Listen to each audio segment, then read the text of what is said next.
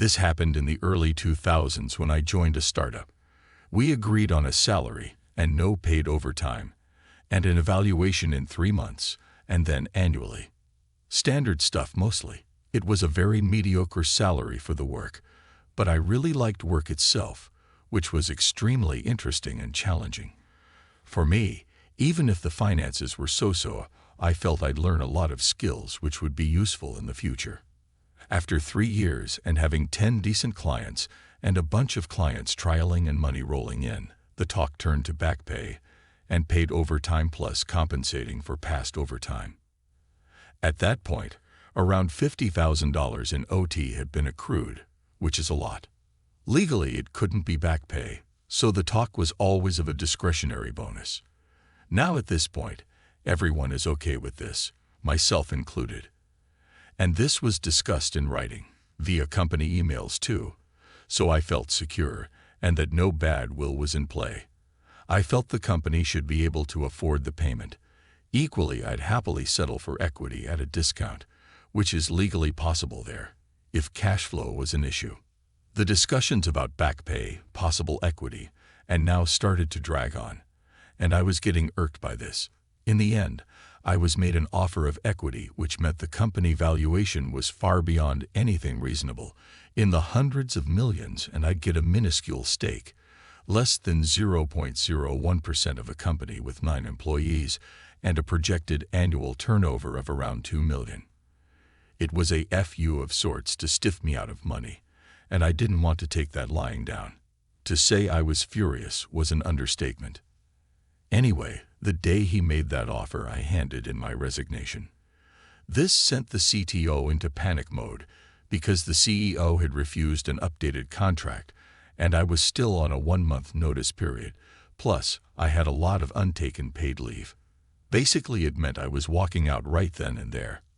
So, off I went that very same day, to the shock and surprise of everyone, I guess. The next day, I sent an official, registered, letter requesting my overtime/back pay and received a negative response, which I followed up with another detailed demand. This was also rejected because the bonus was discretionary, and there is no overtime. However, I've been seeking legal advice, and I understood that they don't have a leg to stand on if I am willing to pay for an attorney, as the liability in such matters is firmly and 100% on the employer. I was willing. You need to understand that going to a lawyer was very rare in those parts back then, so companies didn't generally expect this outcome. Things have since changed. When going through the applicable laws with the attorney, I noticed there is a limitation of 7 years. So while my attorney was laying out what to do in order to get me my money in as little as a few weeks, I just asked him, what if we wait until it's 6 years and 11 months after the transgression, and then file, demanding interest? I wanted this because the law stated that back pay is due at a 9% APR above the base rate, 3.25% at that time, accrued daily, for every day past the due date. We're looking at till 12 to 12.5% compound daily APR. The risk is that the company folds in that time, but I decided to take that risk. I sent one final letter stating that I expect all the owed and accrued amounts to date to be paid immediately. Of course, nothing happened. For the next few years, life rolled on. The company did grow and become a known player in the area. When the time came, I found an attorney and started the case. We had copies of all the communications, copies of the registered letters and responses. The back pay demanded now, including interest, was $112,000. What I didn't know was that in addition to this, that there are fixed penalties for each instruction to perform uncompensated overtime. The total demand was something like $135,000. To say that the CEO, who was still CEO, lost his asterisk would be an understatement. I got a very verbally abusive phone call, which I dutifully recorded, as it wasn't completely unexpected, and was added to the filing. The CEO fought, or tried to, but when the judge heard the phone call, he took an immediate dim view. Reading through all the communication just put more nails in the defense's coffin. The judge just ruled and instructed the company to pay immediately and without delay, and also ordered the company to pay all my legal costs. They also got a full audit from the Department of Labor. The company paid up a week later. To add insult to injury, the evening of the court's decision, the CEO apparently got very drunk and crashed his car into another vehicle while drunk. He got a DUI conviction and lost his driving license for half a year, and his insurance refused to pay out for the damages to his vehicle, brand new Mercedes S-Class, as he was drunk. All in all, a glorious day. My father is the Canadian Satan. Growing up with him was less than fun, and I can assure you, based on witnessing it, he was a less than fun husband. I'd go on about what a piece of shit my father is, but instead I'll quote a judge. "You're the most despicable human I've ever had in my courtroom." And that's coming from a family court judge. I read this whining endorsement of my dad's personality in the court documents I acquired related to his divorce with my mom. The same place I discovered the fuckery he had engaged in to steal from my mom. It's also where I found the information I needed to get one over on him so severely he's going to disinherit me. This is a bit of a long read, so told her at he bottom. A frame of reference about my father is that he's a pathological narcissist and behaves exactly how those people are compelled to act. They aren't generous people, and punching them in the wallet is like a slapshot to the taint from Gretzky. He's kind of like Donkey from Shrek, but also Joseph Stalin, a monstrous jackass. Chapter 1. Hosea 3-8. Those that sow the wind shall reap a whirlwind. Our actions always have consequences, and my padre has plenty to answer for. My attempts to hold him to account didn't jump to immediate jihad. They started with diplomacy and a therapist. About 10 months ago, when our tale begins, I was going through some stuff. Stuff being a whole lot of PTSD related to both my dad's abuse and my job as a paramedic.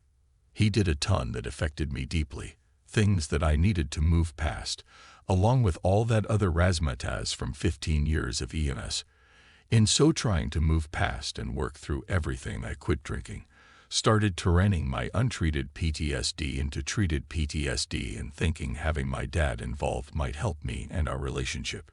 Will I seriously fucking misjudge that one? So you'll probably be unsurprised to hear that conversation went swimmingly. I'll spare you the lurid detail, but when I broached the subject with him, our back and forth degenerated into visceral hate, with him screaming at me that I'm a failed paramedic, liar, and piece of shit alcoholic. While I have a certain pride about my job, I have more pride in my 14 months sobriety. So hearing this from my old man might have caused me to behave a bit psychotically. I got right pissed off at him and decided to dig up every bit of dirt I could, see what kind of man he actually is and has been. When it was convenient, I hoped in the mystery machine before taking a trip to the courthouse to unleash my inner gumshoe. Everything is public record, so I bulk bought copies before retiring to my easy chair to read, plot, and pet my white long-haired cat. For good measure, I obtained a file of divorce document from my mother. Soon enough, I hit upon a line of inquiry worth following up on. It seems that during the final settlement of my parents' divorce, 2002, my mother was awarded 1/3 of my father's employment pension. She was a stay-at-home mother and could not earn one herself, so it was given to her by a judge. Mighty fucking strange, because my father, as he brags, took a nearly full pension and retired a bit early. No way that Ashat was living the last 10 years after retiring early on a 2/3 pension. He isn't constantly bithsing about it. So I asked my mother if she was collecting a pension from his job or had cashed out the value, 100 plus at the time, 20 years ago. No to both questions. Well, that's interesting. I wonder if that's collectible on, and what 20 years of compound interest from a pension fund makes it worth. Well, I did eventually find out, along with the fact that my dear old dad had been collecting my mother's portion for 10 years, in hilariously open violation of a legal order from a judge. Why didn't my mother pursue this sooner? A combination of being unable to afford a lawyer, being his victim for 20 years, and pessimism. After so much of his continued dodging obligation to the order, she just quit. There is effectively no statute of limitations. He could hide behind bequeaths the wording of the settlement. Insofar as I could tell, I had him dead to rights and my mother would be collecting. It would be a slam dunk. I just needed to hire a lawyer to help me. So I set out to find the most unbalanced, bloodthirsty psychotic who passed the bar exam. Chapter 2. 8-2 Pension Lady. As it says in the good book, screw unto others as they would screw unto you. So that's what I set out to do.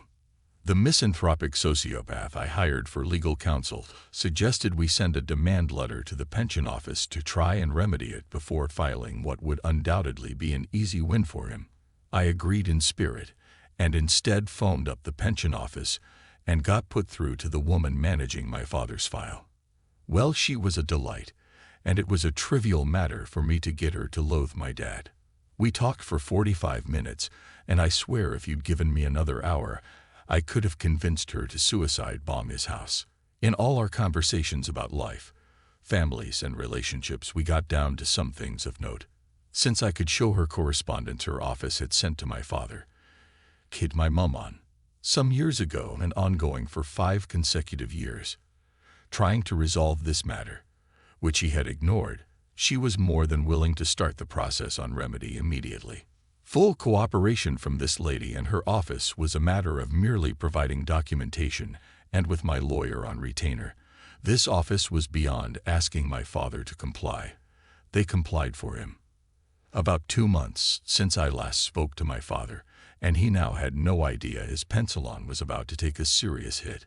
Below, I'm going to break down how big a turd I put into his bowl of ice cream. My mother's portion was made whole and adjusted to reflect that her portion was brought to maturity and beyond, so his early retirement doesn't affect her fund. So he loses 10 years of valuation to her. He also retired 3 years early, which cocks him down now to 17 years of pension valuation, not 27. If you've forgotten, my dad had been collecting my mum's money and was overpaid by 30 per year for the last 10 years. Like I said, mom was made whole. So the pension company is going to claw back that overpayment from the base valuation of his current pension fund. I'm not exactly sure what that does to the number, but it effectively nerfs my old man's private retirement fund. He's got government old age pension that he took early too. Whoops. My dad did some awful shit to me, but I only had to suffer 17 years of him. My mum still has the high score at 20. As much as I did this for spite and malicious glee, I did do it to give my mum a chance or a proper retirement. Chapter 3. Glitter Bombs of Justice. My mother started collecting her pension about 3 months after I contacted the pension office, and to celebrate she bought tickets to New Zealand for the family for Christmas, so we can see our relatives. I was able to get most of my retainer from the lawyer back, and to celebrate I went online to order a glitter bomb. I was able to ship it to my old man anonymously from another country. God bless the USA. I heard through my sister he opened it up in his stupid red Miata. Ha ha ha, he'll never get rid of it. TLDR, got my mother a pension that she was actually awarded in a divorce. My dad had been overpaid for 10 years, had to answer for it.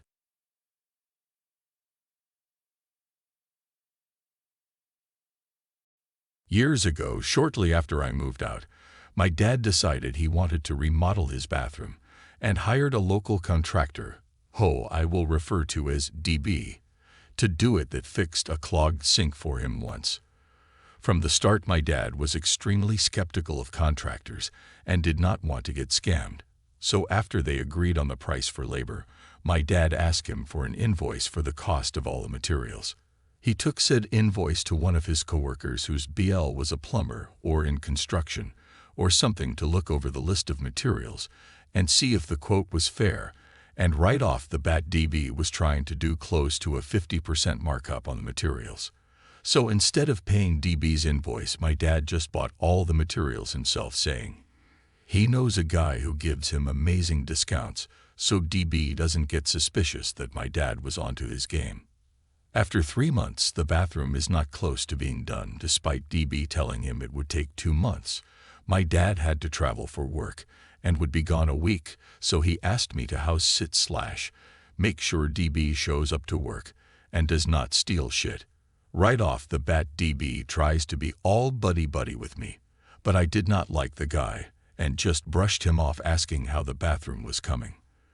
Over the course of the week, DB tried to upsell me on a bunch of things he said needed to be done to finish the bathroom. Most of it was electrical work, which he did not have a license for. My dad filled me in before he left about what was quoted in the labor, and there was no electrical work quoted, and I told him no, just stick to the original quote. Once my dad comes back, I filled him in on all the additional charges DB tried to tack on. He also did not show up for 3 days, saying he hurt his shoulder tripping over his cat.